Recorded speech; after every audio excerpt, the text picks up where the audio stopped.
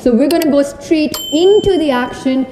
This is our marquee matchup, and I think we stick to this one. Let's bring up our board. Let's quickly start from the beginning because I think we missed the first few moves on, and just take us through the opening moves. So they used to play queen f3 here and try to double these pawns, but that's gone out of fashion. Arjun taking the two bishops right away, or at least hoping to. I think he took it. Bishop f5, queen f5 is already on the board. But how big the advantage of the two bishops here is an open question. Is the mindset going to be a factor for Arjun from what we just saw a few moments ago? I think you don't have time to sit and reflect too much. He has probably dropped himself right back into this game, and he'll just be here.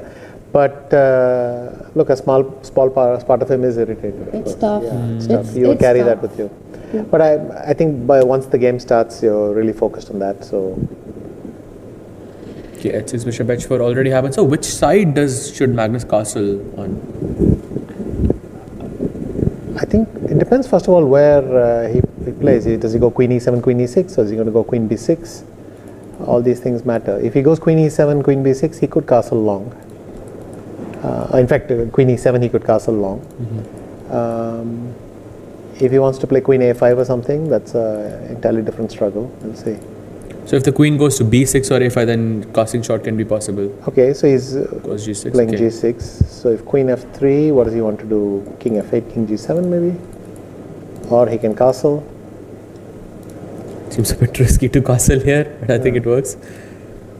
No, queen f3, you should castle. It's not easy to get an attack going with your pawns are still far behind. So he's come back queen to f3. And now he goes queen e7. Queen c2, queen e7, bishop d3, okay. Magnus goes for g5. Oh, long castle, there was this nice tactic with knight takes d5, so I think he just... Yes, that is true. You can show that maybe. Yeah, just really quickly, let's go back. In this position, if black castle, there was knight takes d5, which is a very nice tactic. Okay, with coming the back. bishop pinning the knight. So now we have this position, Saj, with queenside castling and Arjun lining up for the b pawn moving ahead. b4 already on the board. Arjun already attacking, and Magnus is not backing down either with h5, h4. But whose king is safer? The problem for white is a b5, there's c5 still, so Arjun has to prepare this a bit more. Ideally, Arjun would have castled, then rook f1, and then b5 will work. But white doesn't have time to castle now because Magnus is going to play h4. So maybe, I think on average, I'd rather be black. He's gone knight a4. To stop c5, so next he wants to go b5. It's such a race, so h4. And do you have time to go b5? Hg3. Takes on c6. No, first you have to trade. You have to do rook h8, bc6. I go rook h1, rook b1, and then move the knight. Maybe that actually works for white, but I might... maybe, yeah. If I go h4, you go b5, I might want to play cb5 first. That could be a thing. So if he goes rook c8 instead... Yes, he stops it. Prophylactic b5, c takes b5, or c5, both may be possible. So white can play what, knight c5 here? Also, Wesley's probably rooting for Magnus right now because Wesley is a point behind Arjun. So I think Wesley would love to finish ahead of Arjun in the table right now. Arjun with white, he's trying to get to the king as well. b5 coming in next. h4 still not on the board and perhaps not as strong with the rook on h8 pinned. Yeah. He goes for it. He has gone h4. a5, okay. Is the plan to go a6, or is he hoping that black plays a6 and then you can maybe in some world you can go bishop takes a6? Could be any of those things. I mean, it's just a useful move, I think, for the moment. Because b5 is still not a threat. Just take and I think a6, knight b7 seems a bit strange. So Magnus defends his rook on h8. But if it, so he goes gh4, rook h4, fine. Take, and now bishop f5 would be nice. So this is a slight mistake, at least according to the engine. Because of bishop f5? Mistake for whom, by the way? It was a mistake for black. Queen f8 was a mistake. The bar yeah, because now bishop f5 looks pleasantish. And there's really no attack on the white king. The rooks have been traded off. You know, the king on f1 will defend that g2 pawn nicely. Bishop f5 and king f1 is a lovely structure to have. Arjun so far doing everything right in this game. Yeah. What's the time situation, Sahaj? Knight takes. He's on 56 seconds versus 36 seconds. So Magnus and some time pressure as well. This is looking good.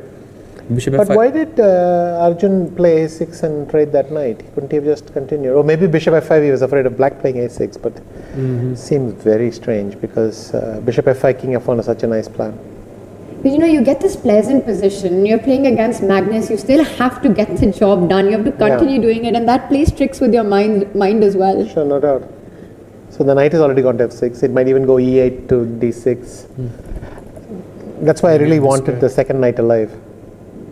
Plays f3. Oh, that's a slight mistake here. Oh, is he looking at king f2, rook h1 idea is now trying to transfer? Or queen f2, like you said. That's also a maybe. very nice idea, Tanya.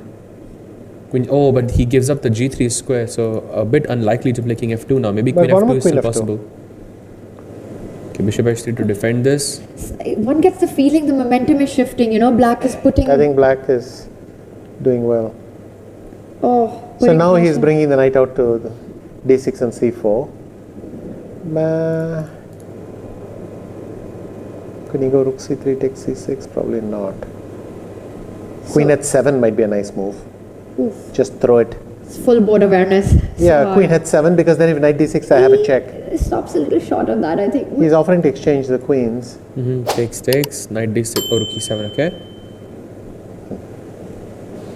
Wow, Magnus, you see, he's also... He's just taking over, isn't he? Yeah. A6 is going to fall now, Anand. Rook e6, what is he doing? He's going to go bishop f5. Oh, that was a mistake because rook c6, knight b4. Oh. And now he's lost, yeah. Knight d3, b4, a5 resigns, yeah. Unbelievable. Magnus is doing it again. And for Arjun, once again a great start. And perhaps Anand will show us how it slowly slipped away, and that's it. Arjun resigns and Magnus reacts to that victory. He takes a big lead, and I think he might already be the champion of the Blitz because he moves on to 12 points. Yeah. Wesley isn't catching up with him. Magnus Carlsen is the winner of the Tata Steel Chess India Blitz. Yeah, you are right, and it's the same. The same thing happened in the rapid section as well. He won one round to spare, and 1.5 point lead. He has already won the tournament. Sad. Champ he is, though. I mean, just the way he does it, a full Houdini effect, how difficult it is to take down Magnus even from better positions. He stops by to see the other games, but he's got to be feeling good inside. Yeah. Sahaj, Wesley